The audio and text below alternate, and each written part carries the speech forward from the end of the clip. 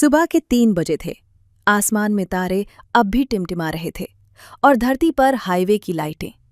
रामदीन ने चाय का आखिरी घूंट लिया, कुर्ते की बांह मोड़ी और ट्रक का दरवाज़ा खोला। पिछले 20 साल से यही उसकी दुनिया थी, स्टीयरिंग गियर, हॉर्न और सड़क। गांव में लोग उसे ड्राइवर कहते थे, लेकिन व्यवस्था उसे संभावित अपराधी मानती थी। शंकर लाल ने ये ट्रक जमीन गिरवी रखकर खरीदा था। हर महीने बैंक की ईएमआई, बीमा परमिट, डीजल ड्राइवर की मजदूरी और सबसे बड़ा खर्च सिस्टम को खुश रखना। वो अक्सर कहता, ट्रक नहीं चलाता, मैं सरकारी पेट पालता हूं। हाईवे पर ट्रैफिक पुलिस का नाका था। सिपाही ने हाथ दिखाया, साइड लगाओ। रामदीन ने कागज दिए, लाइसेंस, परमिट, फिटनेस। पुलिस वाला मुस्कुराया, ओवरलोड है। रामदीन बोला, साहब वजन पर्ची है। पुलिस बोला, हमारी आंख ज्यादा भारी है। संकेत साफ था, 3,000 रुपए गए बिना रसीद। कुछ दिन बाद नोटिस आया, फिटनेस रद्द। शंकरलाल आरटीओ पहुंचा। 1 फाइल, 5 टेबल, 7 बाबू, 10 सवाल। हर एक का जवाब ऊपर से आदेश है। अंत में एक आदमी अलग बुलाता है, काम हो जाएगा, खर्चा लगेगा 18,000 रुपए। फाइल चल पड़ी। बरसात की रात थी, सड़क फिसलन भरी थी। अचानक एक बाइक सामने आ गई। रामदीन ने ब्रेक मारा, बाइक गिर गई। आदमी को खरोच आई, लेकिन कहानी यहीं खत्म नहीं हुई। भीड़ आई, किसी ने कहा मार दिया। थाने में एफआईआर दर्ज हुई। IPC 279, IPC 337, IPC 427। रामदीन गिरफ्तार। थानेदार बोला, जमानत चाहिए तो कुछ खर्चा लगेगा। शंकरलाल ने गहने गिरवी रखे, 25,000 रुपए गए। वकील ने फाइल देखी, केस लंबा चलेगा। शंकरलाल बोला, गलती नहीं थी। वकील हंसा, ये कोर्ट है साहब, मंदिर नहीं। हर तारीख रामदीन की दिहाड़ी गई। ट्रक खड़ा रहा। बैंक का नोटिस आया। जज बोले, अगली तारीख। 3 साल बीत गए। 3 साल बाद फैसला। सबूतों के अभाव में आरोपी बरी। रामदीन बाहर आया, लेकिन कर्ज बढ़ चुका था, ट्रक कबाड़ हो गया, सम्मान मर चुका था। रामदीन ने जज से पूछा, साहब मेरे 3 साल कौन लौटाएगा? कोई जवाब नहीं। रामदीन फिर ट्रक चलाने लगा, क्योंकि भूख न्याय से ज्यादा तेज होती है। रामदीन अदालत से बाहर निकला। कागज में वो बरी था, लेकिन जिंदगी में अब भी अपराधी। लोग उसे ऐसे देख रहे थे जैसे कोई दाग उसके माथे पर हो। गांव के चायवाले ने फुसफुसाकर कहा, वही ड्राइवर है ना, केस वाला।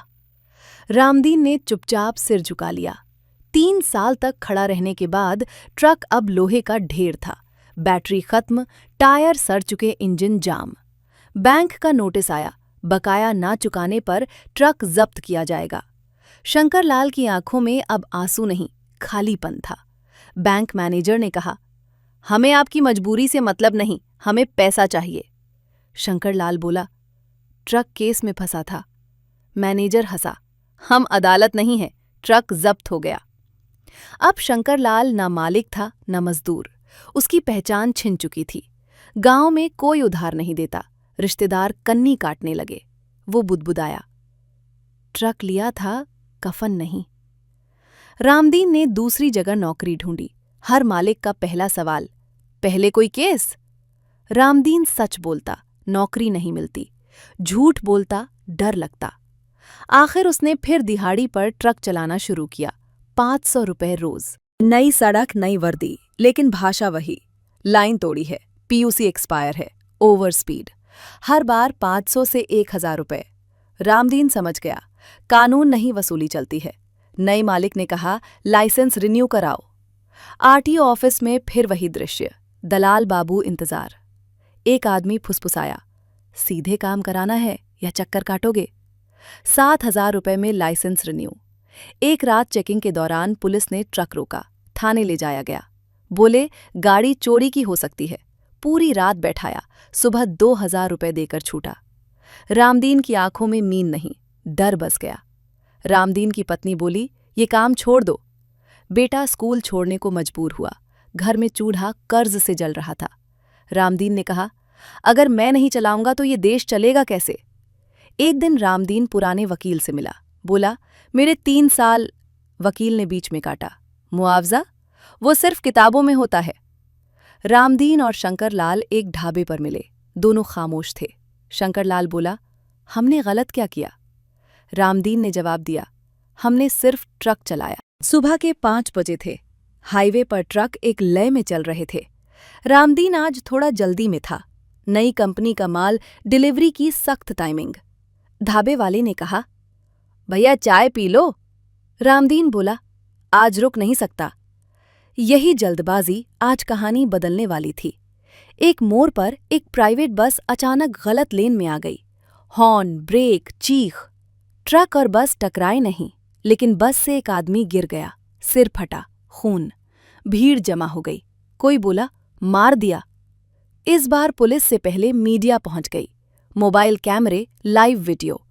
एक रिपोर्टर चिल्लाया, लापरवाह ट्रक ड्राइवर ने आदमी को कुचल दिया। रामदीन का चेहरा पूरे देश में फैल गया। पुलिस आई। थानेदार ने मीडिया को देखकर कहा, सख्त कार्रवाई होगी। एफआईआर दर्ज हुई। आईपीसी 304A, आईपीसी 279, बिना जांच। रामदीन फिर हथकड़ी में। नया ट्रक मालिक, नाम था विनोद अग्रवाल। उसने कहा, ड्राइवर तुम्हारी गलती है, मैं क्यों फंसूं? ट्रक थाने में सीज, बीमा कंपनी ने हाथ खड़े कर दिए। जांच पूरी होने तक कोई भुगतान नहीं। विनोद ने रामदीन से रिश्ता तोड़ लिया। टीवी पर बहस, क्या ट्रक ड्राइवर सड़क के गुंडे हैं? कोई ये नहीं पूछ रहा था, बस गलत लेन में क्यों थी। रामदीन की पत्नी टीवी बंद कर रो रही थी। रामदीन फिर जेल में था। अब वो डरता नहीं था, सुन्न हो चुका था। एक कैदी बोला, तू नया नहीं लगता। रामदीन हंसा, पुराना हो गया हूं। 2 वकील आए। एक बोला, हम केस जीत सकते हैं, लेकिन खर्चा ज्यादा है। दूसरा बोला, समझौता करा देते हैं। मरे हुए आदमी का परिवार 5 लाख रुपए मांग रहा था। रामदीन के पास 5,000 रुपए भी नहीं थे। कोर्ट में जज बोले, ड्राइवर को कस्टडी में रखा जाए। रामदीन ने बोलना चाहा, जज ने रोका। वकील बोलेगा। पुराना ट्रक मालिक शंकरलाल मिलने आया। बोला, तू अकेला नहीं है। उसकी आंखों में अब डर नहीं, गुस्सा था। जेल के बाहर कुछ ड्राइवर जमा हुए। सबकी कहानी एक जैसी। कोई बोला, हम हमेशा दोषी होते हैं। शंकरलाल ने कहा, जब तक हम अलग अलग रहेंगे, कुचले जाते रहेंगे। एक ड्राइवर ने कहा, हाईवे जाम करेंगे। डर था, लेकिन थकान ज्यादा थी। तय हुआ अगले सोमवार। सोमवार सुबह सैकड़ों ट्रक सड़क पर खड़े। नारे, ड्राइवर अपराधी नहीं, न्याय चाहिए। पुलिस आई।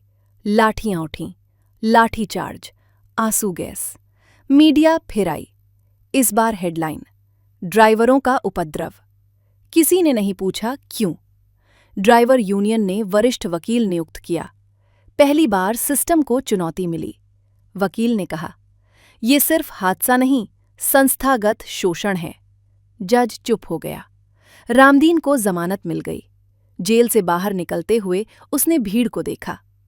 पहली बार उसे लगा, मैं अकेला नहीं हूं। हाईकोर्ट की इमारत ऊंची थी, लेकिन उसके भीतर बैठे इंसानों की नजर जमीन पर थी, जमीन पर पड़े सवालों पर। रामदीन पहली बार इतनी बड़ी अदालत में आया था। उसके हाथ कांप रहे थे, पर आंखों में डर से ज्यादा उम्मीद थी। वरिष्ठ अधिवक्ता अनिरुद्ध मेहता खड़े हुए। उनकी आवाज शांत थी, लेकिन शब्द तेज। माय लॉर्ड, ये मामला एक व्यक्ति का नहीं, एक पूरी व्यवस्था के शोषण का है।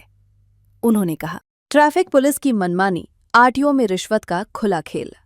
पुलिस द्वारा बिना जांच एफआईआर, कोर्ट में सालों की देरी, और हर बार सबसे आसान शिकार ड्राइवर।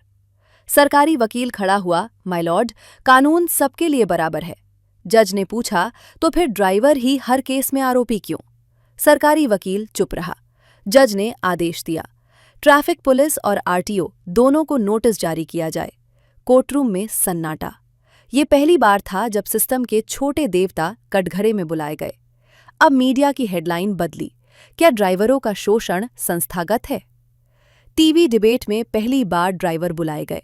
रामदीन बोला, हम सड़क चलाते हैं, कानून नहीं।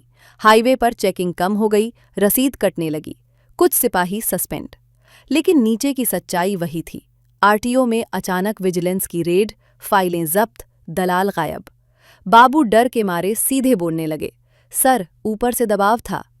हाईकोर्ट ने टिप्पणी की, ये व्यवस्था कानून लागू नहीं करती बल्कि कानून बेचती है। ये लाइन इतिहास बन गई। रामदीन को गवाही के लिए बुलाया गया। उसने कहा, मैं हादसे से नहीं डरता, मैं झूठे केस से डरता हूं। पूरी अदालत खामोश। श्यामलाल और अन्य मालिक सामने आए, बोले, हम टैक्स देते हैं लेकिन सुरक्षा नहीं मिलती। कोर्ट ने पूछा, क्या आपने कभी सरकारी सहायता देखी? सबने एक साथ कहा, नहीं। हाईकोर्ट ने आदेश दिया, ड्राइवर की गिरफ्तारी केवल जांच के बाद। ट्रक सीज करने से पहले मालिक की सुनवाई। आरटीओ और ट्रैफिक पुलिस की निगरानी समिति सड़क पर खबर फैल गई। नीचे स्तर पर परेशानियां बढ़ीं, फाइलें अटकाई गईं, लाइसेंस रोके गए। ये सिस्टम का बदला था। ड्राइवर अब अलग अलग नहीं थे, यूनियन बनी। नाम रखा गया राष्ट्रीय सड़क श्रमिक संघ। रामदीन सचिव चुना गया। रामदीन को अनजान कॉल आए, चुप रहो, सड़क पर दुर्घटना हो सकती है। रामदीन ने फोन काट दिया। जज वर्मा फैसला लिख रहे थे। उन्होंने लिखा, जब न्याय देर से मिलता है तब वो अन्याय बन जाता है। रामदीन हाईवे पर खड़ा सैकड़ों ट्रकों को देखता है। हॉर्न एक साथ बजते हैं। ये शोर नहीं, आवाज थी। हाईकोर्ट के बाहर आज भीड़ ज्यादा थी। ड्राइवर, ट्रक मालिक, पत्रकार और कुछ ऐसे लोग जो सिर्फ ये देखने आए थे कि क्या सिस्टम कभी झुकता भी है। रामदीन ने अपना पुराना कुर्ता पहना, वही जो वो हर पेशी में पहनता था। उसने मन ही मन कहा, आज अगर भी हार गया तो भी सच हारने नहीं दूंगा। जज वर्मा अपनी कुर्सी पर बैठे। सरकारी वकील, वरिष्ठ अधिवक्ता अनिरुद्ध मेहता सब मौजूद थे। जज ने कहा, ये अदालत आज सिर्फ एक केस का फैसला नहीं देगी, ये अदालत एक व्यवस्था पर टिप्पणी करेगी। पूरा कक्ष शांत हो गया। अनिरुद्ध मेहता बोले, माय लॉर्ड, हर सड़क हादसे के बाद सबसे पहले ड्राइवर को अपराधी घोषित कर दिया जाता है। बिना जांच, बिना तकनीकी विश्लेषण, बिना परिस्थितियां देखे उन्होंने आंकड़े रखे। 80% मामलों में ड्राइवर बरी होते हैं, लेकिन 5 से 10 साल मुकदमे में निकल जाते हैं। ये न्याय नहीं, कानूनी हिंसा है। सरकारी वकील ने कहा, कानून का पालन जरूरी है। जज ने बीच में रोका, कानून का पालन या कानून का दुरुपयोग? सरकारी वकील कोई ठोस जवाब नहीं दे पाया। कोर्ट ने रामदीन को बोलने की अनुमति दी। रामदीन ने कहा, माय लॉर्ड, मैं ये नहीं कहता कि ड्राइवर कभी गलती नहीं करते, लेकिन हर हादसे के बाद हमें ही क्यों पकड़ लिया जाता है? अगर सड़क टूटी हो, बस गलत लेन में हो, पुलिस की लापरवाही हो, तो उसका जिम्मेदार कौन? उसकी आवाज भारी थी पर स्थिर। जज वर्मा ने फैसला पढ़ा। ये अदालत ये मानती है कि वर्तमान व्यवस्था में ड्राइवर और ट्रक मालिक सबसे अधिक शोषित वर्ग हैं। आदेश, सड़क हादसे में ड्राइवर की गिरफ्तारी बिना प्राथमिक जांच नहीं होगी। ट्रक सीज करने से पहले मालिक को नोटिस देना अनिवार्य। आरटीओ और ट्रैफिक पुलिस की संयुक्त निगरानी समिति, झूठे केस में फंसे ड्राइवर को मुआवजे का अधिकार। हथौड़ा बजा, इतिहास लिखा गया। कोर्ट के बाहर ड्राइवरों ने ताली बजाई, लेकिन रामदीन चुप था। उसने कहा, ये शुरुआत है, अंत नहीं, क्योंकि वो जानता था कागज पर लिखा न्याय सड़क तक पहुंचने में वक्त लेता है। कुछ अफसर बदले गए, कुछ सस्पेंड हुए, लेकिन नीचे पुरानी आदतें धीरे धीरे लौटने लगीं। रामदीन ने देखा, सिस्टम हार नहीं मानता, सिर्फ रूप बदलता है। रामदीन ने यूनियन को मजबूत किया, ड्राइवरों को कानून सिखाया। अब कोई अकेला थाने नहीं जाता, अब कोई अकेला आरटीओ नहीं जाता। रात का हाईवे, सैकड़ों ट्रक एक साथ चल रहे हैं। कैमरा रामदीन के चेहरे पर ठहरता है। वॉइस ओवर, सड़क पर चलने वाला सिर्फ पहिया नहीं घुमाता, वो देश चलाता है। और जो देश चलाता है उसे कुचला नहीं जा सकता अगर वो जाग जाए। जब कानून ताकतवर के लिए ढाल और कमजोर के लिए हथकड़ी बन जाए, तो संघर्ष अपराध नहीं, जरूरत बन जाता है। ड्राइवर और ट्रक मालिक सिस्टम की गलती नहीं, उसकी रीढ़ हैं। रीढ़ टूटेगी तो देश झुकेगा।